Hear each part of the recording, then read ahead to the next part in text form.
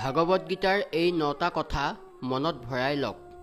1 নম্বৰতে, যেতিয়া আপোনাৰ সাহস হেৰাই যায়, ভাগি পৰে, মনত ৰাখিব আপোনাৰ লগত কোনোবা থাকক বা নাথাকক, কিন্তু ভগৱান আপোনাৰ লগত সদায় থাকিবই।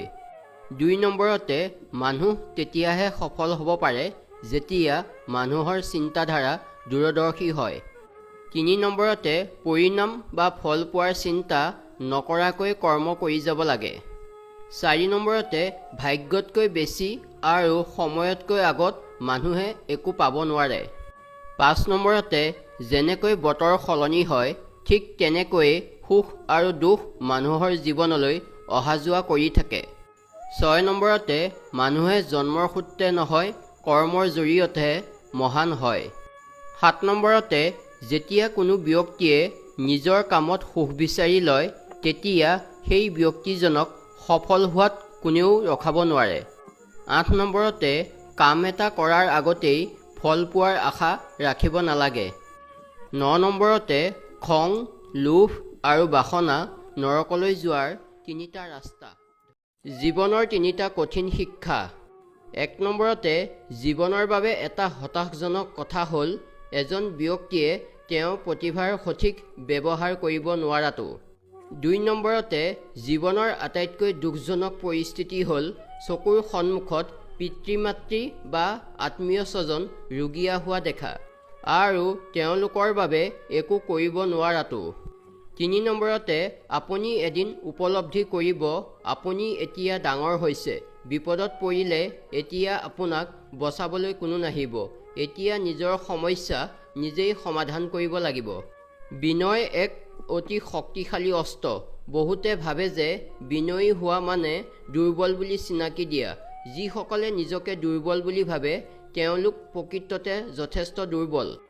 বিনয়ক দুৰ্বলতা বুলি গণ্য কৰাসকল সাধাৰণ মানুহ। মানুহক ভাল পোৱাৰ আনন্দ কেতিয়াও অনুভৱ কৰা নাই, প্ৰেমৰ শক্তি কেতিয়াও দেখা নাই। যিমানেই ডাঙৰ বা যিমানেই সফল হ'ব সিমানেই বিনয়ী হ'ব পৰাটো এজন মানুহৰ বাবে প্ৰকৃত শক্তি। কিন্তু বহুতে শক্তিশালী বা সফল হোৱাৰ পিছত বিনয়ী বা নম্ৰ হ'বলৈ পাহৰি যায়। গতিকে তেওঁলোকক আগফালৰ পৰাই হওক বা পিছফালৰ পৰাই হওক কোনেও ভাল নাপায়। তেনে শক্তি আৰু সফলতা অৰ্থহীন।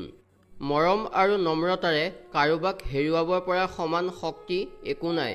প্ৰকৃততে মানুহক দেখুৱাবলৈ যদি কিবা আছে তেন্তে সেয়া হ'ল নম্ৰতা। ভগৱান শ্ৰীকৃষ্ণই কৈছিল, কাৰোবাৰ হৃদয়ত প্ৰেম জাগ্ৰত কৰি তেওঁক এৰি দিয়াটো তেওঁক জীয়াই জীয়াই মৃত্যুদণ্ড দিয়াৰ দৰে হয়। জীৱনটো সুন্দৰ কৰিবলৈ কিছুমান কথা সদায় অনুসৰণ কৰক। 1 নম্বৰতে, অতীতৰ ভুলবোৰ ভাবি ভাবি সেইবোৰক বেছিকৈ গুৰুত্ব দিব নালাগে। অতীত ইতিমধ্যে নোহোৱা হৈ গৈছে। বৰ্তমান আপোনাৰ লগত এতিয়া আছে আৰু ভৱিষ্যত আহিব কাইলৈ। গতিকে অতীতৰ ভুলৰ পৰা শিকি অহা শিক্ষা প্ৰয়োগ কৰিবলৈ চেষ্টা কৰক, তেতিয়া ভৱিষ্যত সুন্দৰ হ'ব। 2 নম্বৰতে, এটা কথা সদায় নিশ্চিত হওক যে আপুনি বন্ধু বুলি গণ্য কৰা ব্যক্তিজনে প্ৰকৃততে আপোনাক বন্ধু বুলি গণ্য কৰে নে নাই।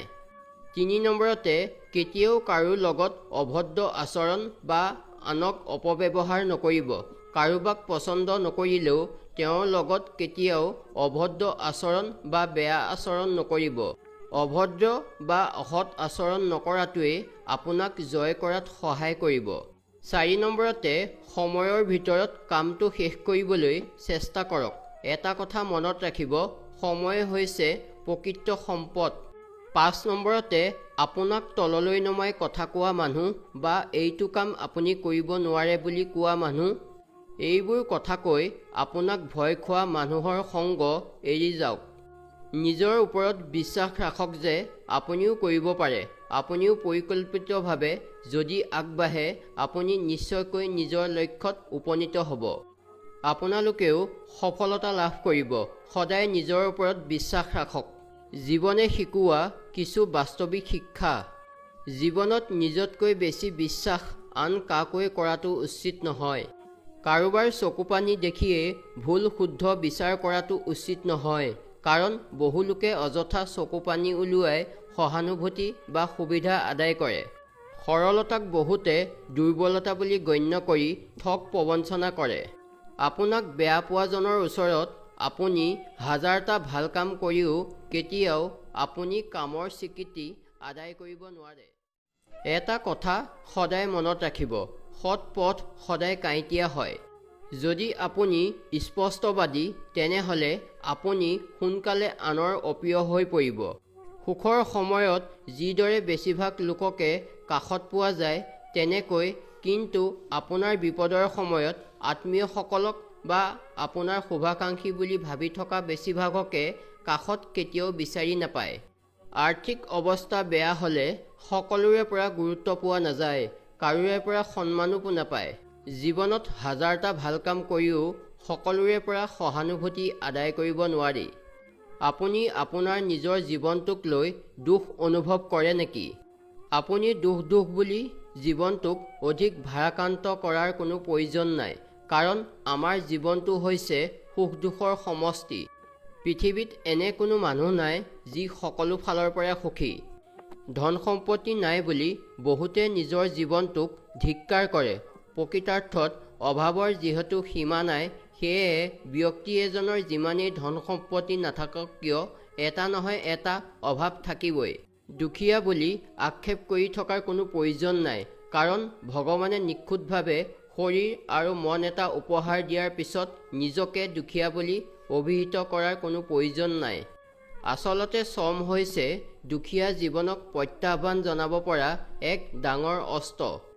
জীৱন মানেই যেন সংঘাত, জীৱন হৈছে সংঘাতৰ সমষ্টি, সেইবুলি জীৱনটোক তাচ্ছিল্য কৰাৰ প্ৰয়োজন নাই। আচলতে সংঘাতে মানুহক জীৱনত প্ৰতিষ্ঠিত হ'বলৈ প্ৰেৰণা যোগায়।